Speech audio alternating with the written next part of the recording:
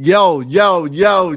What's up, y'all? It's your boy Jax Wild with the homeboy PG the Hustle. What's good, man? What's happening, man? What's going on? Bro, man, we in for another episode of the Redeployment Podcast, man. How you doing? I'm doing wonderful, man. I'm doing swell. Man, we got to catch up real quick. Last time we was on here, you had a little power outage issues. How did everything work out with that? We good?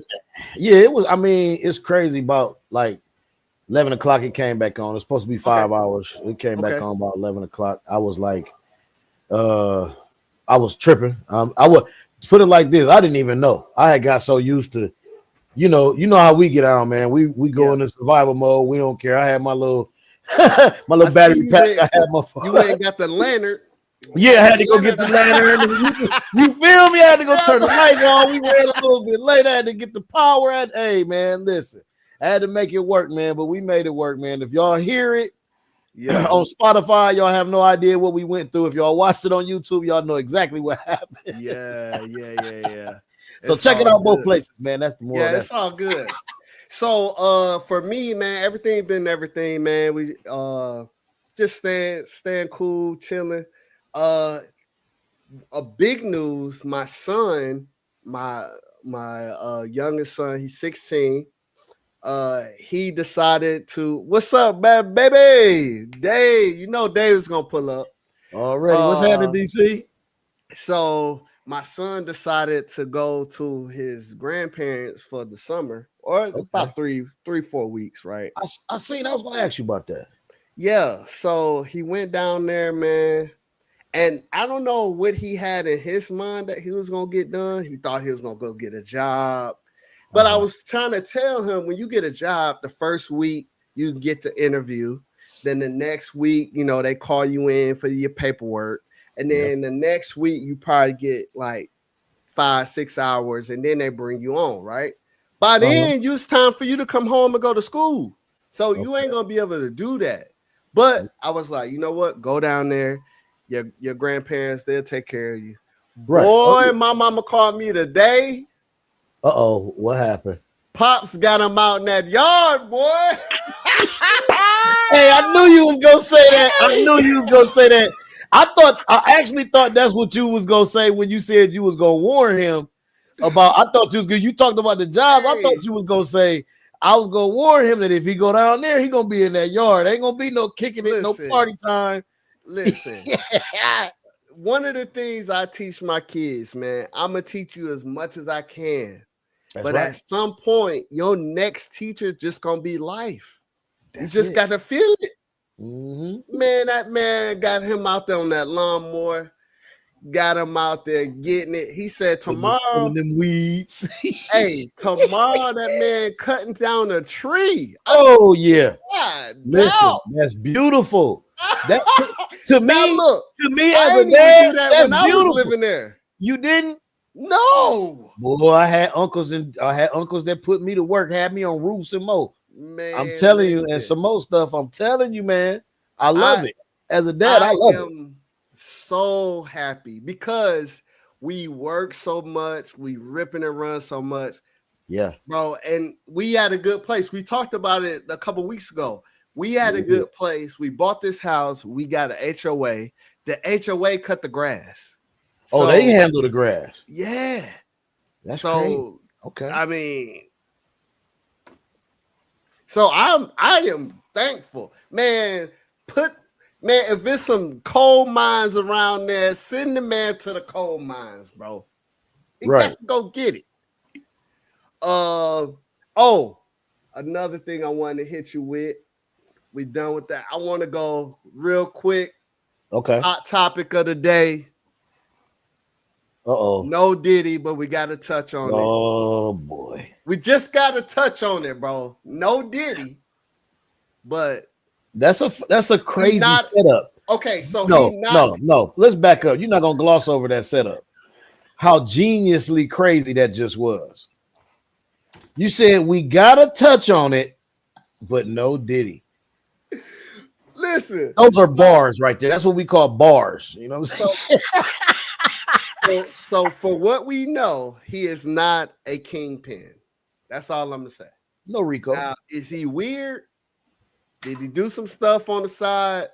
Is he still probably? I think I honestly think he probably gonna do a few years, but he ain't gonna do all that time that it's on the table. Well, two accounts they carry 10 apiece. Okay. The maximum carry 10 apiece, so he could be facing up to 20. Like he could that as far as like if they don't slap him on the wrist, it could be 20. Okay. It could be the dub, but he won't get that. They was trying to put him away for an elbow. You know what I mean? But with that Rico, but that was they trumped couldn't up. get that Rico together. Yeah, that case was so toilet paper weak, man. But on paper, just from a military guy who don't. I mean, I be watching the news, but I don't really watch it because a lot of the news we used to watch while I was in, it meant we about to go somewhere. So I didn't want to see it. I just wanted to get the call. Right. Because if I see it, I'm looking like, man, we about to go somewhere. But now, so I'm so used to not watching the news. That's why this kind of works for the redeployment podcast, because I'm not used to watching news. So when stuff like this pops up, I don't really know how to ingest it really. You know what I'm saying? I got you.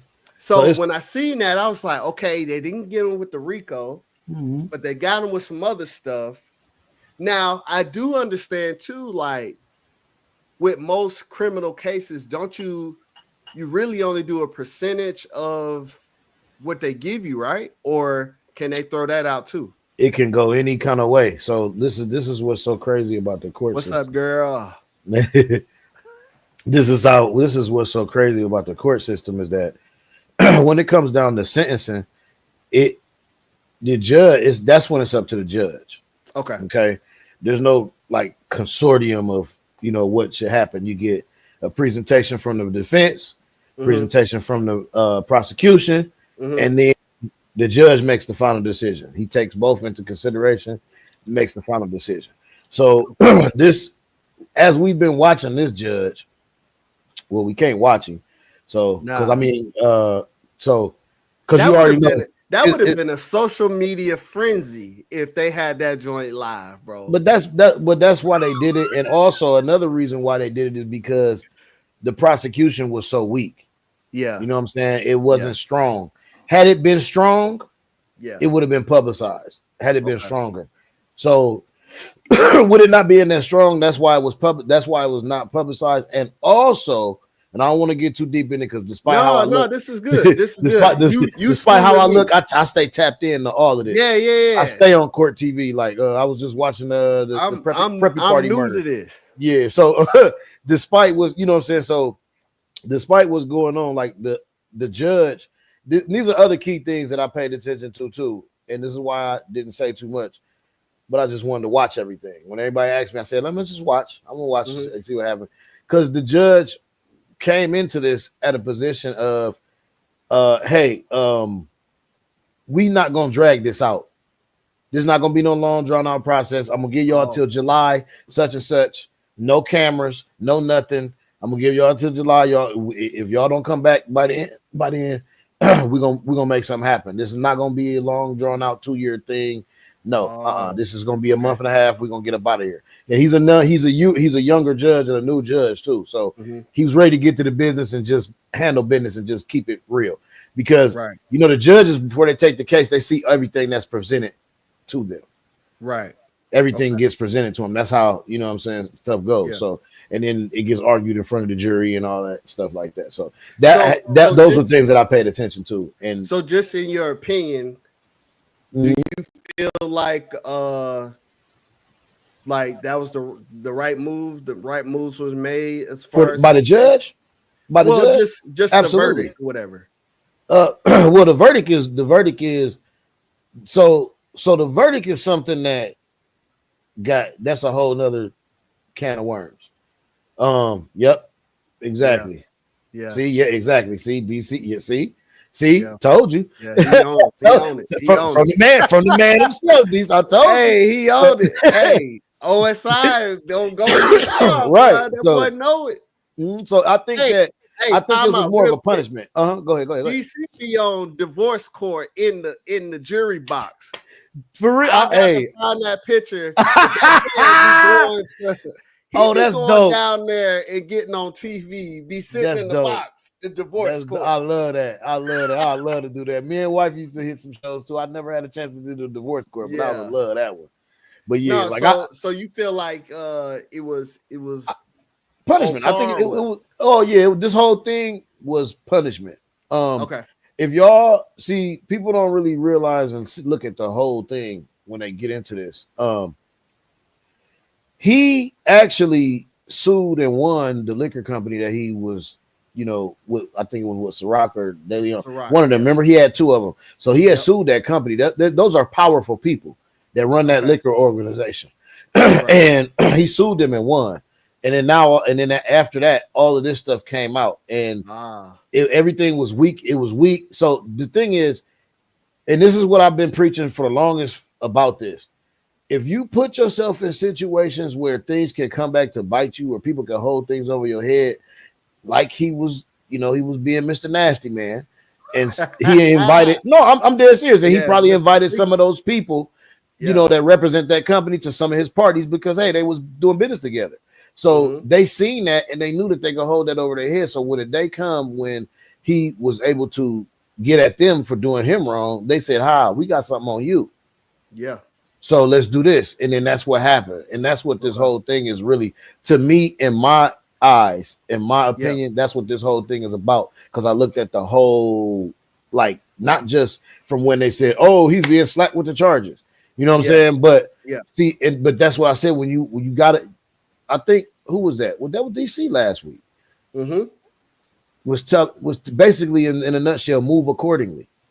Don't be out here don't be out here doing crazy stuff. He was out here beating up on that woman, throwing these big old nasty freak parties and stuff. I mean, and then it got held over his head, and then that's what happened. I got money, they want to take it. Yeah. I just think at some level, we talk about pride, we talk about being invincible.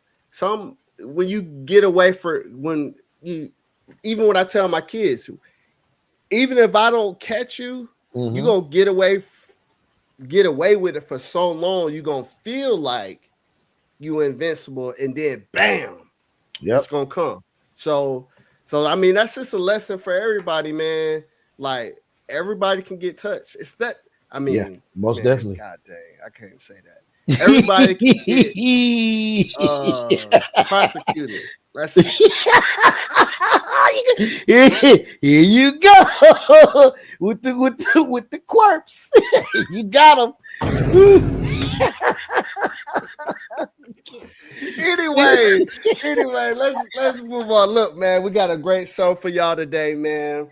So every time I get in front of y'all, I talk about the 11 years I spent in Florida.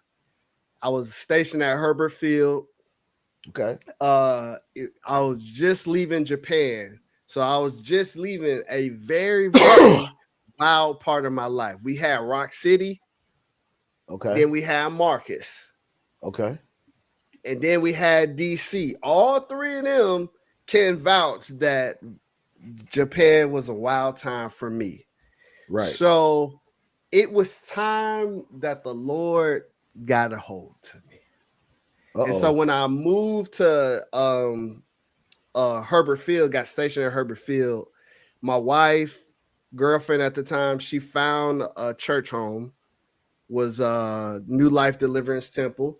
Okay. And there I found a bunch of brothers serving God unapologetically, and it revived my love for God. You right? Because when you see people living that way, you think it's okay. Because remember, we talked about being a PK. I grew up in an era where everything you did except read the Bible, you're going to hell. you was watching BET Uncut. You're going to hell. I'm glad I didn't have it as bad as you, man. I didn't have those bad. Bro, it was to the point. Me and Pops was talking last time I was home, and he was like, "You know what? I was tripping a little bit." I'm like, "Oh, he said, yeah, yeah." He's like, all that music, it really wasn't that bad, right? You know what I mean? I'm like, bro, we couldn't have nothing in the house. Well, that's crazy. But again, to go back to the fellas I met, man, they introduced me to the cool gospel rap. Now, okay, generation of gospel rap. If y'all got spare time, go look up Gospel Gangsters.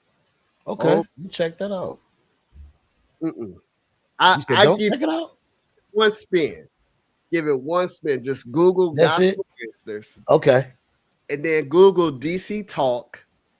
Okay. But these brothers, they was like, man, we listen to something different. I'm like, man, when I first got saved, bro, I just didn't listen to nothing. I was just driving to work in silence. In the silence? Are you serious? Because I didn't know, like, because everything was going to hell.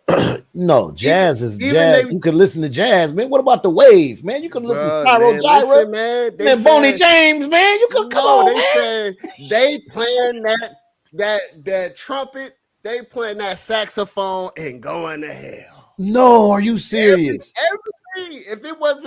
If you couldn't hear, if you couldn't hear Amazing Grace, if you couldn't hear that through that saxophone, you're going to hell.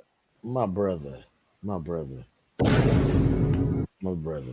So anyway, these brothers, they brought me in under their wings, man. Okay. We went to the movies, we hung out. I was like, how are we doing this? Ain't we going to hell? They was like, no, man, we good, man. We good. We living life. So this brother was in the military. He was EOD. Okay. He was the coolest cat on the block. Man, this is my friend, my brother, Nicholas Barry. Everybody give him a round of applause. All right. Hey. Y'all say give some horns. Excited to be here. Let's go, Jax. Let's go, PG. Most definitely. What's happening? How you doing, awesome. Hey, sir? Hey, I'm great, man. Excited to be on the platform on the Redeployment Podcast. Appreciate the invite. Yes, man. Excited. Glad to have you here. Honored, man. So, like I said, when I moved to Florida, I met you and a slew of other guys. Hopefully, we'll have them on soon. Corey, Chris, the gang. We got stories. Gilbert, the whole squad, man. We had a good time, man. Can you explain to me how you made living for Christ so cool?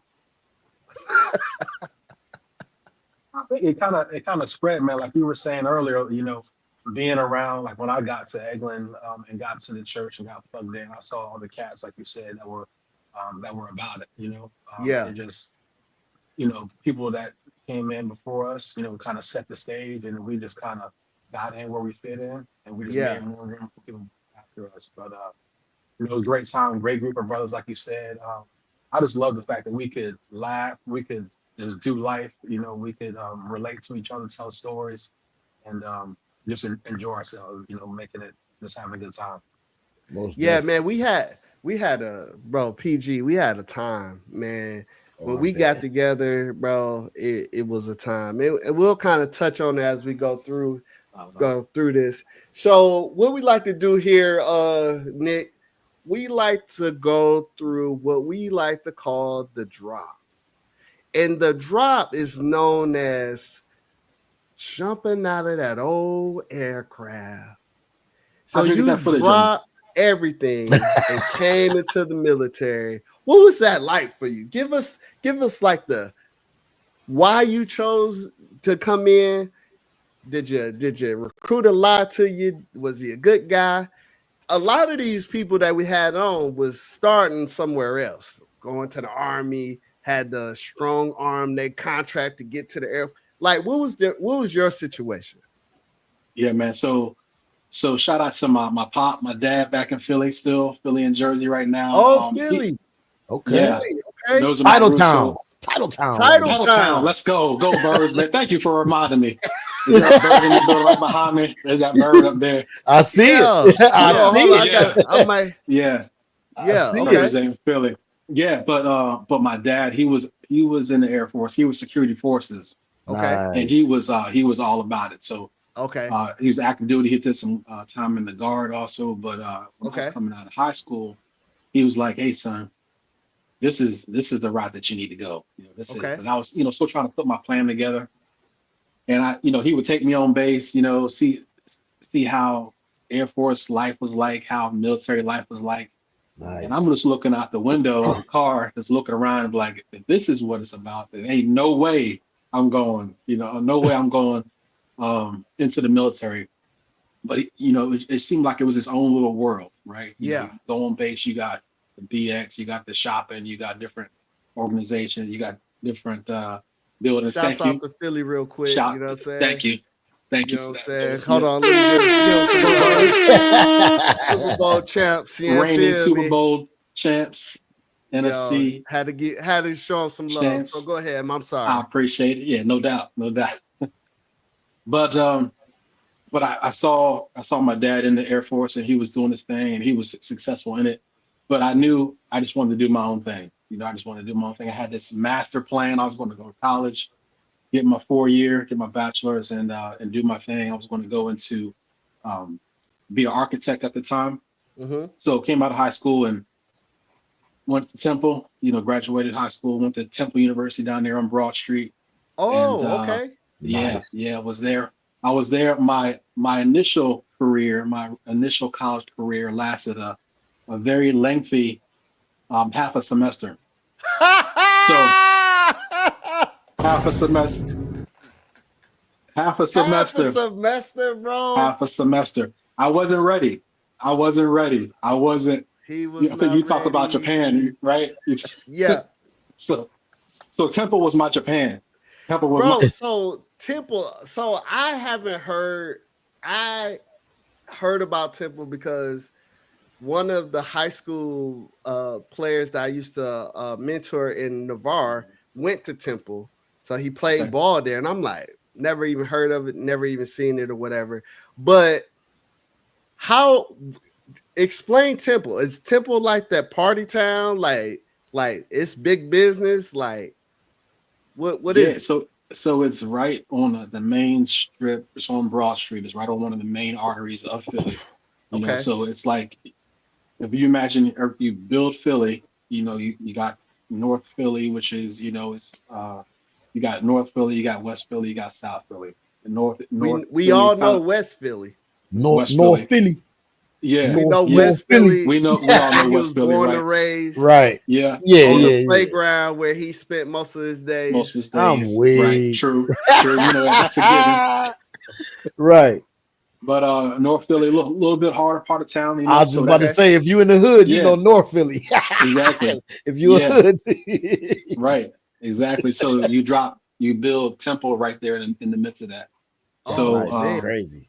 Yeah. So that's kind of the heartbeat of Philly right there. Temple is right there in the heartbeat, right in the heart of Philly. So everything, you got clubs, you got women, you got restaurants, you got everything that can grab your attention right down there, right there next to the campus. So as soon as you walk out of class, you got distractions. Big time. Man. Okay.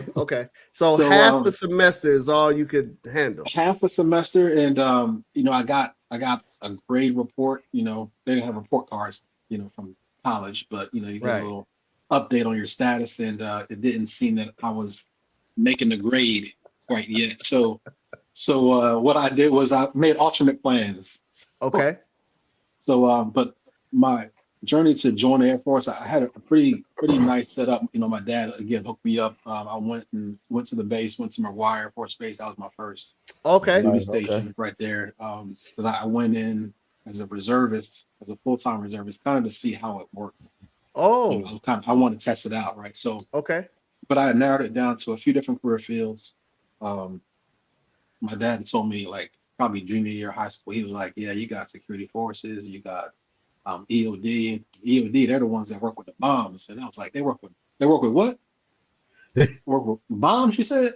Yeah. And I wasn't feeling it at all. But lo and behold, time changes things, So Okay. when I went and so long story short with that, I went to kind of see each of those units, how they operate. But the thing I fell in love with when I went to EOD was they were a super tight knit group.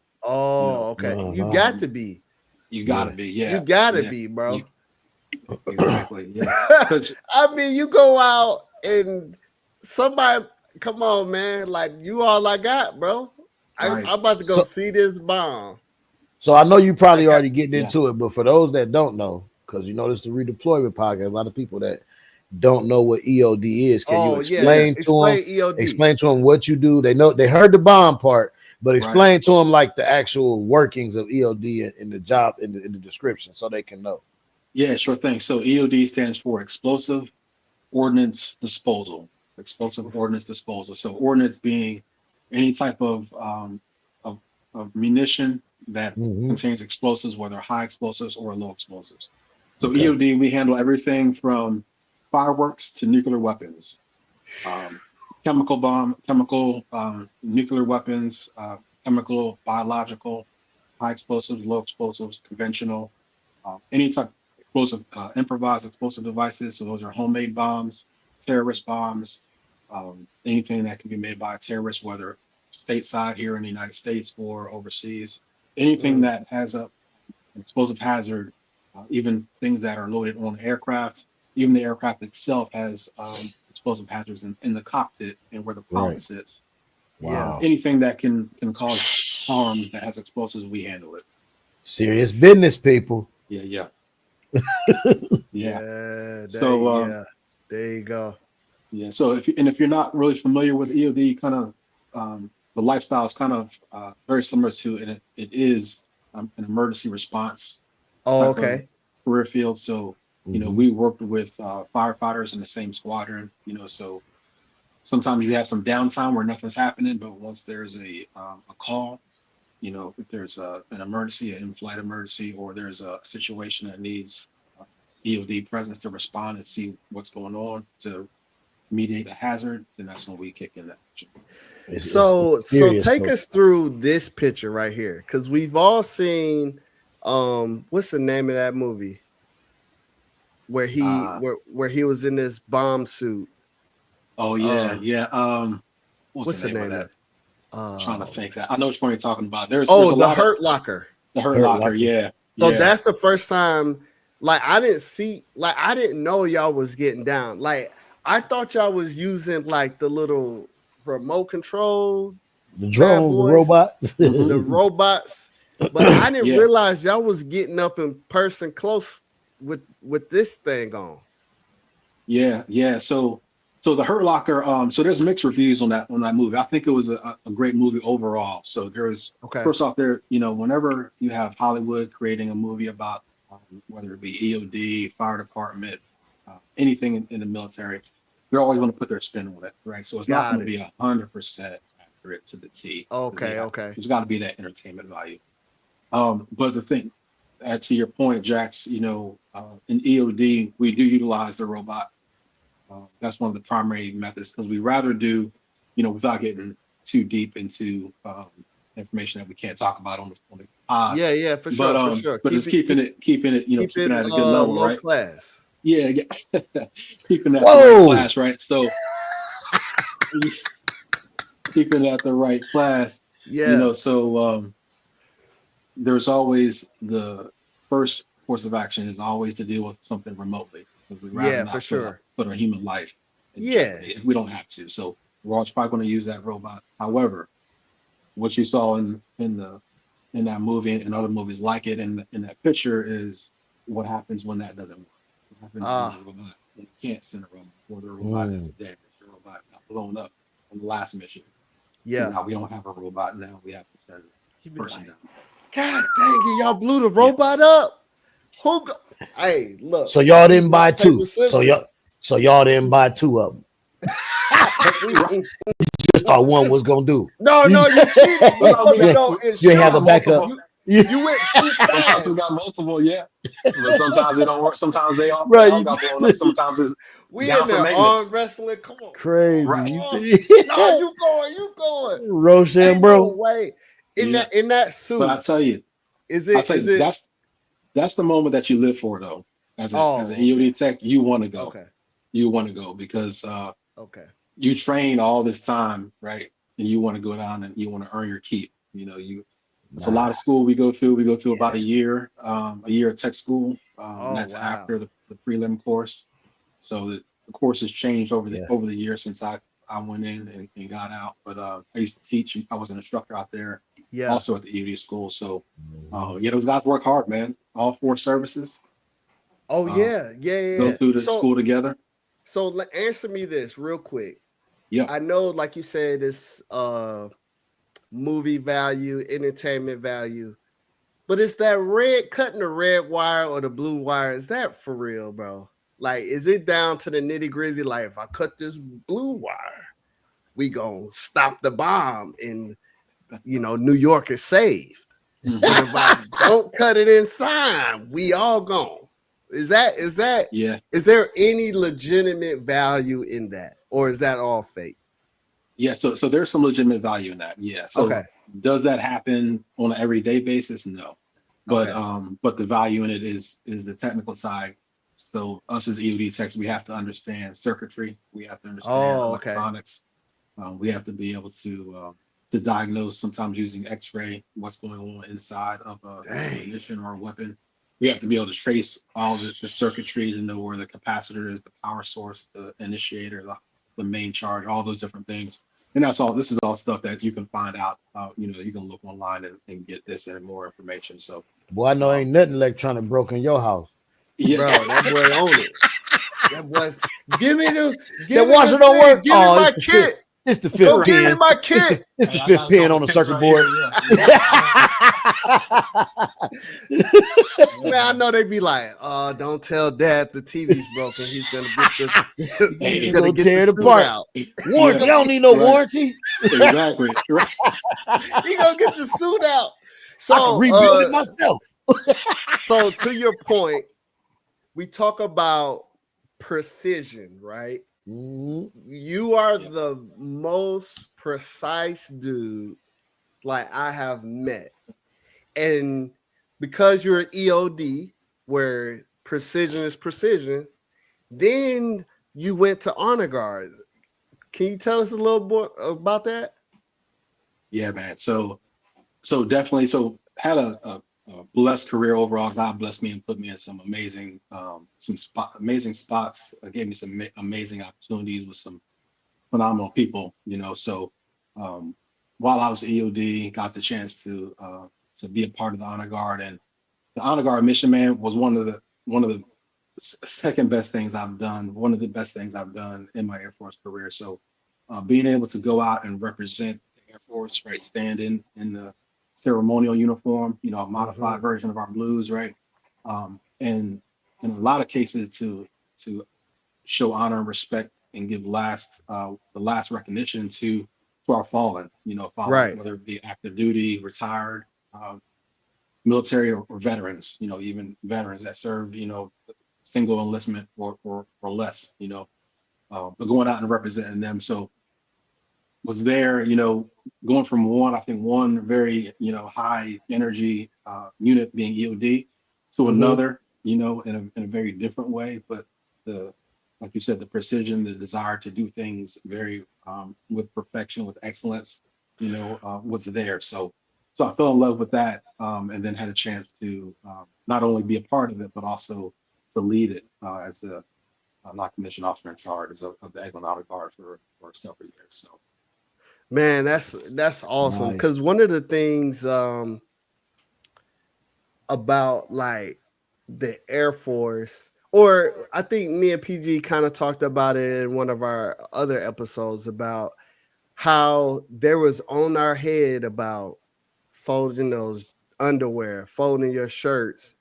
And I read one clip where this was retired lieutenant colonel. He was talking about he you fold your shirts in 4 inches or whatever the inches was, just throwing out four and not five, because that inch is could be life or death.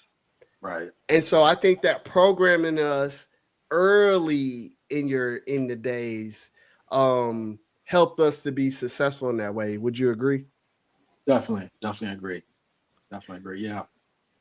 Yeah. Have And you ever even been in a position where it was like you had to be like, because I mean I see some deployment pictures here. I'm sure there was cases where you had to be like on the money every time. yeah, you really do. I was thankful, to walk away from every op, you know, in one piece. Some of my comrades did not. Some of my guys that I knew did not come home. I Right. passed out. I was on base today. A good friend of mine, Anthony Capra, I'll put his name out there.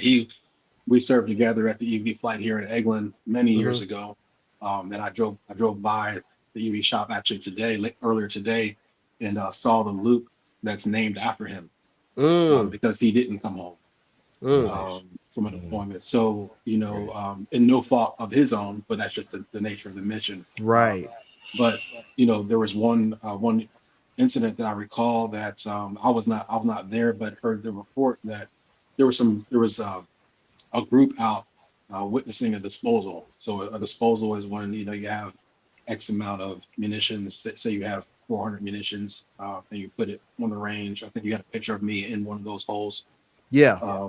So you set up your munitions, you put explosives on top of it to blow it up and to dispose of it, to essentially get rid of it. Right. Well, this operation was done with a certain amount of explosives, and the people that were there witnessing it were at a distance that was inside the exclusion zone. So if you imagine you have a shot that's going to go off here in the center, and then you have imagine it, invisible dome around it. That's your exclusion zone. So you can't have anyone within that. That's your hazard zone, right? So they were inside that, and then suffered injury because they were too close. So when we were in school, when we were in EOD school, it's beat into our minds that, hey, these fragmentation calculations and these blast calculations, when you do the math, it has to be dead accurate, right? Wow. It has to be right on, because you have your life and others at stake if it's off. Yeah, man, that's tough, and that's tough to do that on the like day in day out. So we talked a little bit about mental health last week with Dave Collins that's on here, and let's see, he put he was talking about Balad, yeah. So he was an OSI agent. We talked about that. Can you tell us if you could talk to brand new EOD guy right now, how would you tell them how to preserve their mental health, being that you in the high stress, no error for fail, attention to detail, you got to be on your game all the time? Like, what is some ways they could and I know I didn't kind of prep you for this, but it's kind of Yeah, where it that's all led. good. Yeah, But yeah, for sure.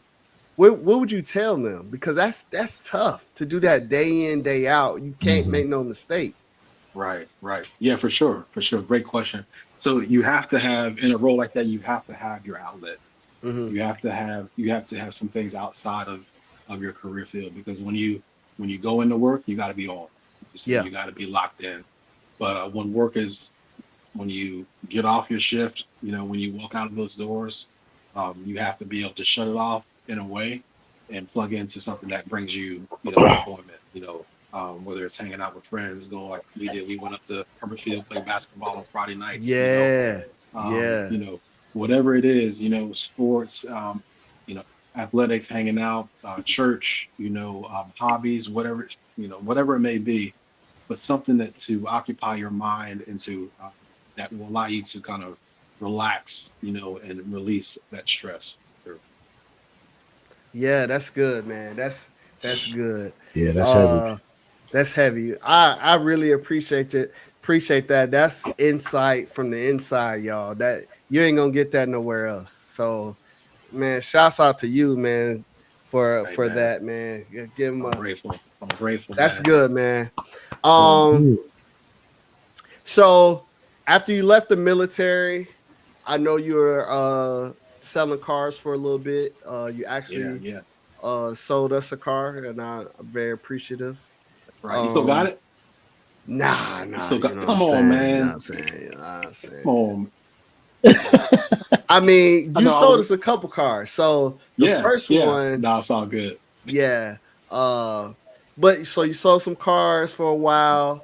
Uh, and then I think here recently, within the last few years, you joined civil service, correct?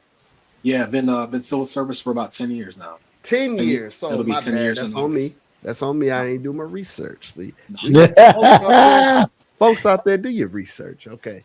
10 years. Okay. And there's a So few. 10 There's years. a few. And then here recently, you jumped into the real estate game. Talk about that. Yeah, man. Yeah. So when I was active duty, I always had in the back of my mind, I knew I wanted to. I knew my interests kind of grew over time. Like I knew I couldn't necessarily stay in one thing for too long because that's just how my mind works. Like I'm always Right. looking for to grow in an area and to see, what is the next step that God wants me to take to build Mm-hmm. on that. Mm-hmm. So, but I knew that God put it in me a long time ago um, to seek and to create my own business. Have my own freedom of schedule, to have that flexibility over time where I can then be able to create my own schedule, and to build wealth for my family and for others. Yeah. So yeah, so when I left the Air Force, got into car sales, and that was really it was really good for me at that time because it helped me to kind of break out of the rigidity that I because I was like you said like locked in EOD, Mhm. Mm-hmm. locked in honor guard. So you probably remember just like personality wise, it takes a little bit of a different personality to be able to relate to someone on a from the sales side, kind of seeing what they need, versus being locked in rigid all the time. So Mhm. that Yeah. helped kind of I added kind of some feathers to my cap, so to speak. God kind of used that to develop me in a different way. And Yeah. Because Little that brother was gonna flexibility. sell you that car, bro. Little yeah, flexibility, huh? Bro, oh yeah, you I was gonna make you sure you bought it. leave if you walk in the dealership, you're leaving with a car with this man. That was like you better Most be ready. definitely. You Yeah, better be ready. But yeah, yeah, so that's awesome, man. yeah, man. But So we want to go to real quick to the topic of the day. Since you are a realtor, you are in a military kind of area. You got Eglin there, you got Herbertfield sure. there, you even got the folks down in Panama City. Shouts out to them. They're rebuilding the base. Probably look great by now. I got to Oh go yeah, down there. yeah, Uh, but I know you have some expert advice about VA home loans. This is a redeployment podcast. We are targeting our folks who are in the military or maybe getting out soon or may want a future in the military or you just want to come in contact with a military member. But these are some keys and some things that we have benefits. If you don't mind, we got some slides here. We want to go through them, and then you lead the ship over here. Just tell us more about the yeah, for VA sure. home So loans. for sure, Jax. Yeah. So real estate overall is a team effort. It starts off. So you have, of course, myself. I'm a realtor. I am a part of the Berkshire Hathaway Home Services team in Destin, Florida. beach properties of Florida. So that is my brokerage. Beach properties. Shouts out to the beach properties, bro. Nice. Sheesh. Nice. Beach Yes, properties. Yes, man, sir. I seen a video. Yo, hey, go check this man out. After this podcast, don't leave the podcast yet. But when we leave the podcast, go check this man out. Beautiful homes. Now, if I had an extra 100,000,000, I'm coming buy a house down there. Y'all got some on low budget? Matter of fact, never. Go ahead, man. You are, man. Yeah. So of course, I help people. So one of the things I love about being a realtor is that I get to help people create wealth for themselves and wealth for their families, and regardless of budget, whether you're looking at the first home in your you have X budget, or if you're looking to upgrade your home to your second or third, you're looking for an investment property, or you're looking to find your forever home that you're going to retire in and maybe perhaps pass on to your family. So I get and love the fact that I get to help so many people posture themselves and their families for success. So that's what it's all about. Nice. Like I mentioned, it's a team effort. So you have realtors, you have our loan officers, you have our brokers, you have a slew of different people that help to bring your loan, to educate you, give you information, give you the right data for you to make an informed decision, and then guide you through the process. And that's my job. So what I wanted to do, and I appreciate the Jax and PG for welcoming me on. I want to share some information with you guys. I'm not a loan officer yet, but I do have experience, obviously, buying a home as a veteran myself through the VA process, and then I've helped others also. So I'm just going to hit up with some benefits and just kind of the overall process, and just share some tips with you. And feel free to reach out to me if you have any other questions. But let's roll into it. All right. First slide. Cool. So, what is the VA home loan? So VA is the Veterans Administration. So the VA home loan is a government-backed mortgage for veterans, active duty, and it can even apply to military spouses if you meet certain criteria. So it is a huge benefit, and I'm gonna hit this right up front. One of the major benefits to a VA home loan is that it removes the obligation or the requirement to put money down in your home buying process. There you go. So sell me a house right now. No money down? Come on, man. Yeah. So imagine, let's just use easy numbers, right? So if you're buying a house for $100,000, and there's not many of those on the market, right? But if you're buying a house, right? now there's some, not many, but if you buying a house for $100,000, typically most lenders require about 10, 15, even sometimes 20% down. So 10% down, that's $10,000 on a $100,000 loan. 20% is $20,000, which a lot of us, a lot of people don't have that residual income just sitting in their account necessarily to drop on a home. And like I mentioned, it's even more if you're looking at a $200,000, $300,000, $400,000 home. Right. So the VA home loan, if you meet those criteria, then that eliminates the need to put money down and puts you into a home with zero money down, and you can walk into perhaps your first or second home. So it's issued by private lenders and is guaranteed or backed by the VA. So what that means is that the VA is going to stand behind you and say, worst case scenario, if there was a default, if this member, active duty veteran, military spouse, defaulted or couldn't pay this loan, then the VA is going to step in and say, we're going to cover a percentage of that loan. So that's very attractive to lenders, because they know that if something goes awry, they have a way to secure their loan and secure their investment, because they're loaning you, the borrower, money to buy your home. Right. So lenders love VAs. Okay. And it's meant to make home ownership more accessible and affordable for veterans. So what you're going to see in one of the later slides is that, you guys, us guys and girls, men and women have earned that privilege and that right to utilize that VA benefit. So why not use it? Yeah, for sure. So So next slide. Some key benefits: zero down payment, like I mentioned.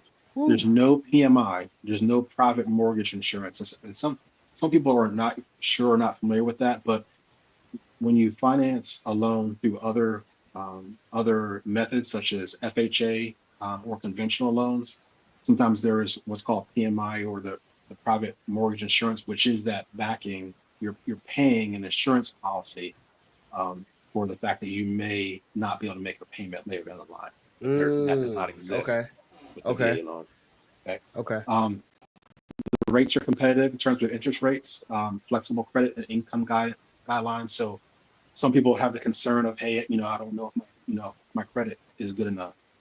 That's where I and my team, we help you figure that out. I have a fantastic loan officer that is very seasoned in that area, and she can help you, guide you through that process. I can connect, if you're in this area, or if you're not here in Florida, I can still connect you with people no matter where you're at, in the continental United States, even overseas. I have some resources and networks overseas. So Hey man, if you're Nice. looking if to you're in buy a Oconus, house, let me know. man, hit my Yep. man's up. Yeah. All You're in right. Oconus. So who's eligible? Veterans qualifying service. So there are guidelines, and a lot of this information, or if you want more detail, reach out to me anytime. I can point you to the source. A lot of this information is on the VA website, but the VA is very specific in terms of qualifying service. But those are the kind of the general guidelines: active duty, guard, and surviving spouse. So those are some of the guidelines there. Nice. Next Okay. chart. All right. Let's see. So this is the process overall, just kind of a quick step by step. So one of the first things you want to do is get a certificate of eligibility. So you can contact the VA and request that certificate of eligibility. Basically, it's a letter that says, yes, this veteran or this individual is entitled to have a VA loan. Sometimes you can do it directly through the VA. And if you have a fantastic loan officer, like my loan officers are, they'll do it for you. So they'll get that for you. They'll secure that certificate and you'll be on your way. Um, Mm-hmm. you get pre-qualified with the VA approved lenders. Not all lenders are VA approved. So that's one thing you definitely want to check for, make sure they have that. And then you'll house hunt with a knowledgeable realtor. So what I like to do is I sit down with all my clients who are looking to buy a home. We kind of do a needs assessment. I sit down with you and ask you some questions to kind of figure out exactly what you're looking for. Nice. Things that you want, things that you want to avoid, that you don't want. And then I go out and I find those homes and we go looking, we go do it for some tours. And at that point, Yeah. hopefully I found the house that you want, and we narrow it down from there. Okay. But once you find the right house, then we go through, you go through a few processes there. Of course, we get together and we present an offer. We get that offer accepted by the seller.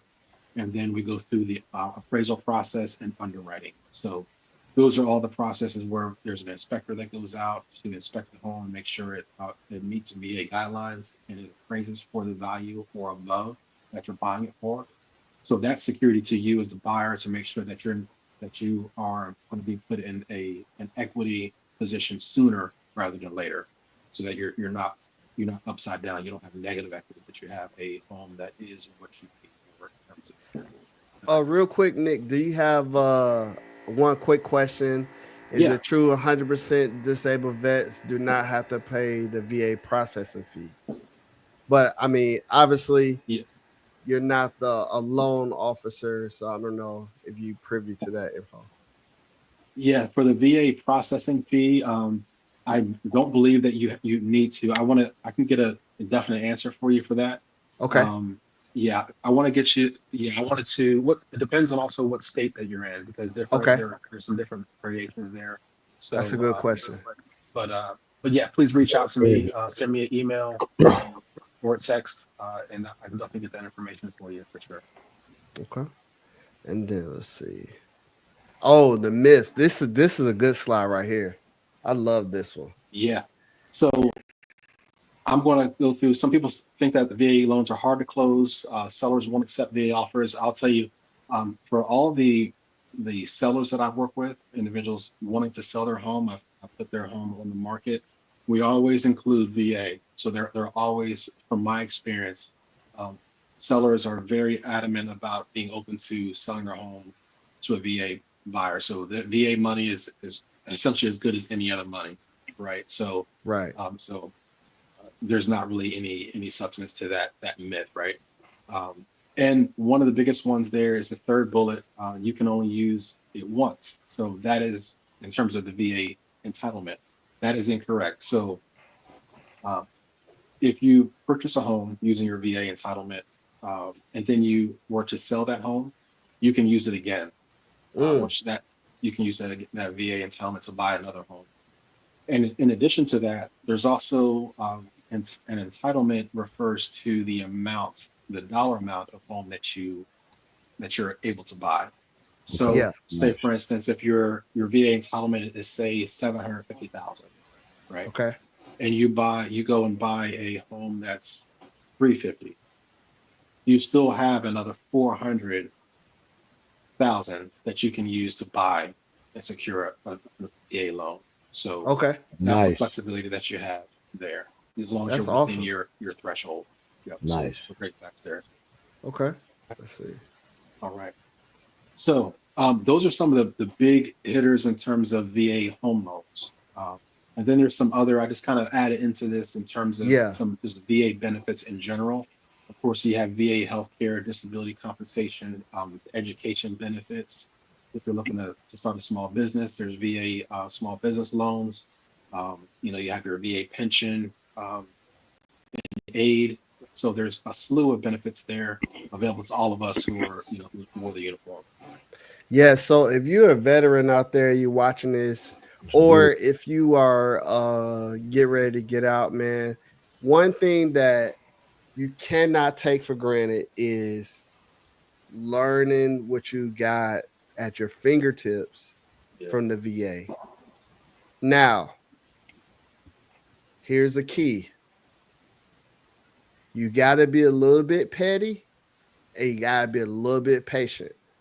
Yeah. Because I say that because there is a lot of veterans out there all grabbing and clawing at the same thing.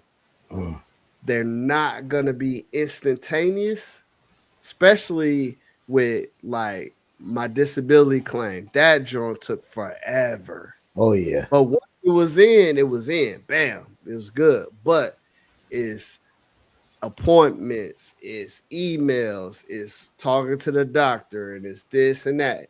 And that's why I say you gotta be a little bit patient, but petty is that you're gonna continue to call and you're not gonna give up. You gotta be a little bit of patient and a little bit of petty to get through that process. Yeah. All about those details for sure. Yeah, Yeah. for sure. Hmm. Let me see what else got here. Okay. Yeah.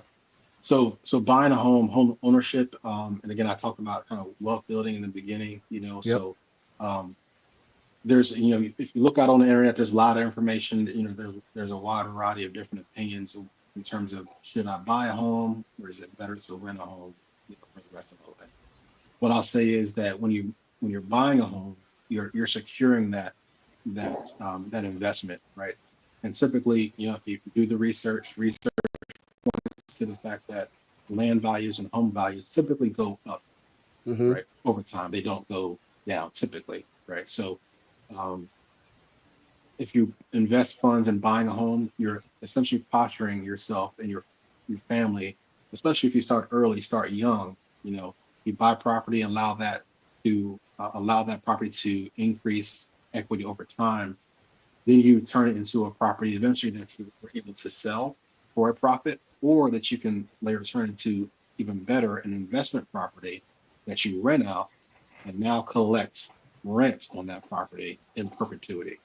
So Mm. that's one of the things that I definitely and want to educate as many people on, especially starting off on the younger side, because there's unlimited potential to buy a home, leverage the VA home loan, live in it for a year, move out of that home, buy a new home with a new VA loan, and then you rent out the previous home. And Mm. you can matriculate Woo. that process over and over. And now that is how the investors, create investment portfolios or real estate portfolios where they have multiple income, streams of income from those investment properties, and they through are the now VA. in their dream home, right? Right. And they do it Now through the you VA. just hit on something right there. Through the Yeah, VA. That is the oh, idea. my Yes. Yeah. whole is going down. Just put it like that. Yeah. For sure. That- so you talked about it, and I make sure I kept it. When you talked about home ownership, should you buy or should you rent? When I first moved to Florida, I was obviously a single guy living in an apartment, and I was in the dorms my whole career. So this is my first time off base. Man, I went and got the biggest, baddest apartment I could afford Yeah. in Navarre, right? And then got a family. So I was like, let's go get a house. So the same company rented my apartment. Then I used that to rent a house. And then I was just going through, just looking at documents one day, and I stumbled upon how much money I have paid this rental agency Yep. from it was from 2006 when I got there, and I closed on my house in 2008. Mm. $30,000 Yes, sir. Yeah. that I had zero to show for it. Yep. So at that time, I was in a full scramble. Like, I gave them mugs $30,000, Just gave them that money. and I had nothing. Mm-hmm. You know what I mean? And you gotta beg them to come change the filters. You got to beg them to, hey man, the garbage disposal is out. Like, what's up? They be like, man, we'll get to it. You know what I'm saying? We a little busy. But I was just like, Right. oh my God. So 30 grand. So at that point, no, it was actually shorter than that. Yeah, no, 30 grand, because at that point, that's when I went, talked to the loan officer. She said, hey, we gotta clean up some stuff on your credit. Go do this, go talk to that person, pay that off, write this email, whatever, to get the credit right. And then I was able to get in 2008. And if you know, in 2008, the market Bubble. was crazy. The bubble. It was crazy. So I ended up catching a short sale and buying a 4-bed, 3-bath for 185. You would never, ever catch that kind of stuff again. Well, you know, And in we don't Florida. know. Yeah, especially in Florida, right around the beach. Oh, yeah, man. no, no. Oh man. So No. yeah, look at that stuff, y'all. Like, it's Most as definitely. Nick said, it's not that hard. It's not that hard. It's not as scary as what you think. That's what you think, huh? Right. Let's see what else you got there. Right. Or takeaways. Takeaways. Yeah. Yeah. So I mentioned earlier, you earned it. You know, don't leave that benefit on the table. You know, utilize it to your benefit, as we say. Definitely a tool to help those VA benefits. Definitely a massive tool to set you up and your family up for success, especially on the younger side. But it's never too late. That's the great thing. It's never too late to utilize that benefit and to buy a home and to leverage those resources to your advantage. So definitely talk to a VA certified VA lender. Allow them to advocate for you. Definitely speak with a realtor who is seasoned and has that information. And I'll be glad to connect you all with any resource that you may need. And I did find that the answer to that question earlier. I wanted to verify with my loan officer. So if you were 100%, information I got from my loan officer team, if you are 100% disabled veteran, permanent and total, then that's a key also, permanent and total, that you are not required to pay the VA. There you go. Shout out if you got that Hondo, if you got that honey bun, you're not paying no processing fees, guys. Shouts out. Great question. Yeah. Great question. Changing lives. One question. Changing lives. Let's go. Indeed. Yes. If I would have known this 20 years ago, it'd have been over. Yeah. I did not. Yeah. I thought it was 3 years. that. I thought it was 3 years. I thought you had to keep it 3 years to even do something else. I didn't know it was just 1 year, and then you could actually go and get another one, and then they would let you keep that one and rent that one out and all that. I didn't even know that. I would have been done. I like the big number. Like everybody has a number, Right. and then that, like, so if I bought one at 200, but I still got 400 left, you know what I'm saying? Then you could just keep. Man, that is, and that's crazy. My question is, and this just is for whoever. I don't know if it's if you got the answer for, but can that number move as you get rank or accumulate wealth? Like if you start at does it change? Right. Can it change and go up? No, simply that number is set. Yeah. It's set. Yeah. Okay. Yeah. And is set per person, or that's the main number for everybody? Well, it's set geographically. Oh, right. I was just gonna add. I believe it's where you are. Right. It's right. What state you're in. Correct. So you're telling me we need to move to the Philippines because is that the biggest? Is that where you get the most? I won't. Is that where you get the most in Philippines? Man, what? Well, bro, everything on the street. touches. That's the word on the street. I will be catching up on my Spanish. Everything the light touches, I will be brushing up on my Spanish. But yeah, man, I appreciate that, man. For sure. That's beautiful. That is crazy. A very, very great presentation. I appreciate your willingness to share and give back to our own community because, you know, one, we're Black men, you know, two, we're both veterans, like, you know what I'm saying? So, like, these are the conversations that we need to be having. I mean, yeah, there is the who's better, MJ or LeBron. Okay, whatever. Oh, we are past that. Are we gonna buy a house or not? That's small talk. We gonna use that VA loan or not? Talk about that stuff when you're getting your hair cut, man. Yeah. When you get that shape up, talk about that kind of stuff, man. Let's get to the business when we in these circles, man. Let's get to this business of this money, man. Because and this wealth, that one thing that you mentioned that sorry to cut you off, Jack, but the one thing that you mentioned is the best thing that I think that was brought up is that doing this can create the generational wealth. You know what I'm saying? It can help for your family. You know what I mean? Because a lot of people don't understand that, like, you know, you got to build up something to give to you know, if you have a family. I mean, some people stingy don't have family, but if you got a family and this is what you want to do, like, I don't think anybody that has a family wants to be broke. I don't think that they aspire to be broke. Right. Especially like you said, if you did this and you earned it, don't leave this on the table. Right. Precisely. Yeah. For man, sure. I mean, the Bible says a good man leave us inheritance for his children. Can I get an amen? Amen, brother. Amen. Amen. Well, don't make me start. For sure. But you know what? Pull out your Bibles, turn to Philippi. Philippi. I don't remember that. I don't remember that Philippines. Book. Yeah. Right. First Philippines. Philippines. No, I do appreciate you. Let me move to one more thing here, and I'm gonna let you go. We're gonna go picture of the day. You ready for this? Picture of the day. Nobody was prepped for this. So it's about to go down. Oh man, what you got, Jax?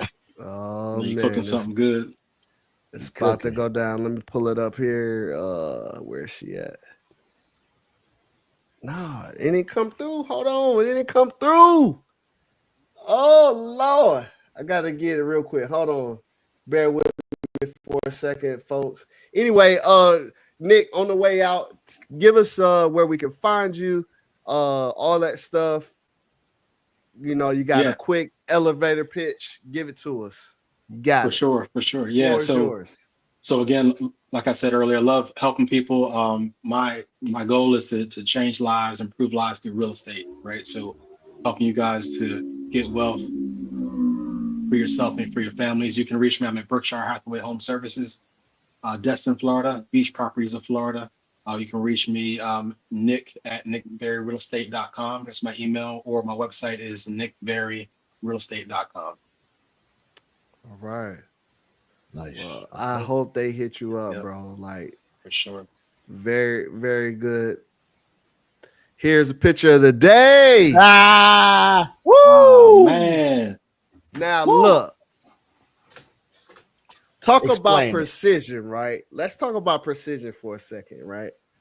So Nick led our mime team down to the church. Mime practice started at 7:30. Okay. 6:30. Give a number. 7, 8. We didn't leave that joint until it was perfect because Mr. EOD, man, wouldn't let us go home. No, we got to run that one more again. He was the Ike Turner of no.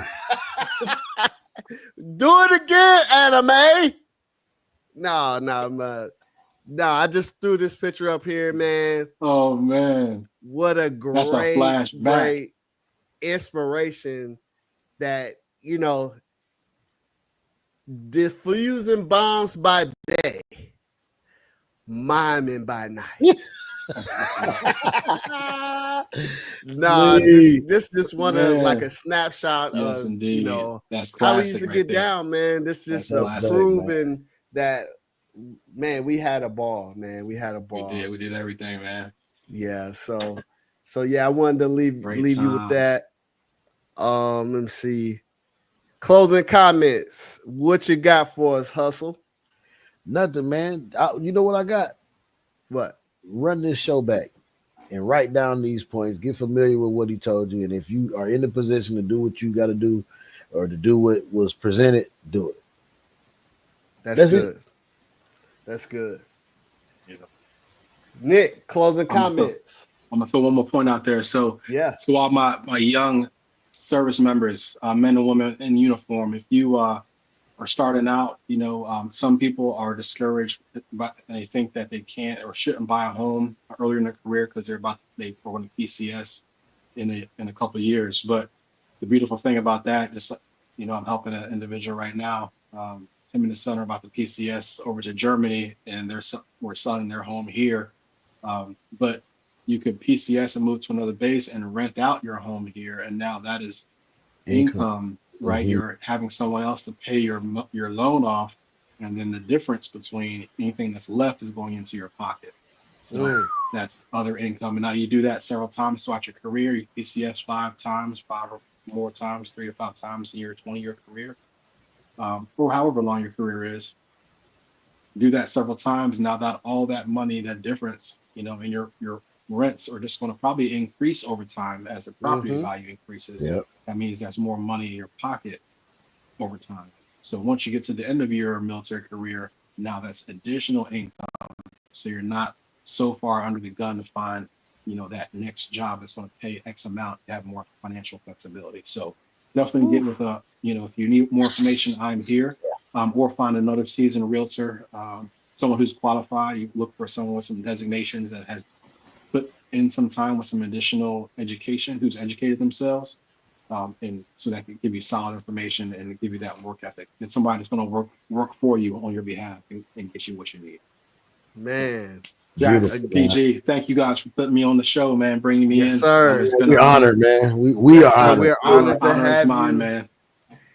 Closing comments for me. As you see on this show, we drop gems. We bring people on to drop gems. We are about helping. We're about expanding our community. We want everybody to get it. We want everybody to win.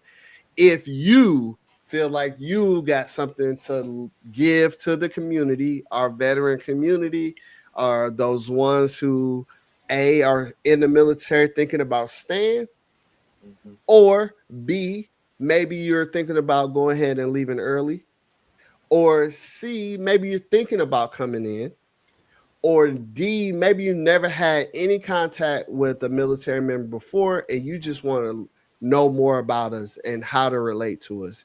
Well, you can hit that link in the comment section on both Facebook and in the chat here and sign up to come talk. Come give your story. Come break bread with us. Well, we ain't got bread. Bring your own bread. But come talk to us and chat with us. And I think it's healthy. I mean, we can't pay you right now, but eventually one day we gonna pay you to come and tell your story. But right now we not paying you. You just getting airtime and you get some good laughs. But for real though, real talk. Link at the bottom of the screen right now if you want to join. If you want to come on, link is at the bottom of the screen. Hey, P and Nick, the rest of July is booked, bro. Let's go, baby. Nice. Bro. What? Go, yeah. That's what's up. So we're booking now for August. So there's some August slots left. And then after this show, I will open up September. So we can start getting going. But man, we're rolling and I appreciate it. My last comment is this. We are at number 7. Mm-hmm. When we get to 10, there will be a live giveaway for those who are in the comments, both Facebook and in the comments, YouTube, all of that. Be a live giveaway of our first merch drop. So got 3 more episodes. So please, please, please like, share, comment, hit Nick up, hit Hustle up. Hustle got things going on. He's also podcasting. He got a couple other shows. I'm getting ready to try to get another show going as well. We're going to talk about sports. It's going to be called Live from the Lions Den. Because we coming after them Eagles this year, baby. We going to be healthy, and we coming after them Eagles. We coming. You can't catch an eagle, baby. You fly too high, baby. We would be there if you wasn't for you puny teenagers. We would have been there. But hey, I appreciate y'all boys. I thank y'all for pulling up. Thank y'all for in the comments for interacting with us. Again, if you want to be a part, just hit the link. Remember, we're giving a giveaway live on the show. Live giveaway. I don't know how we do like a raffle or pull a number, something. We're gonna do something live on the show. Yeah, we'll figure out something. And we will give a giveaway. We might make it interactive and do like a trivia or something. Oh man, that'd be good. That'd be good. Yeah, that's a great idea. I love it. Yeah. That'd be dope. So Brother Nick, I wish you all the best. PG, good night. Most definitely, y'all. Man. Good night. Love you too, my brother. Nothing you can do about it. That's it. That's it right there. All right, peace. All right, peace. Out here.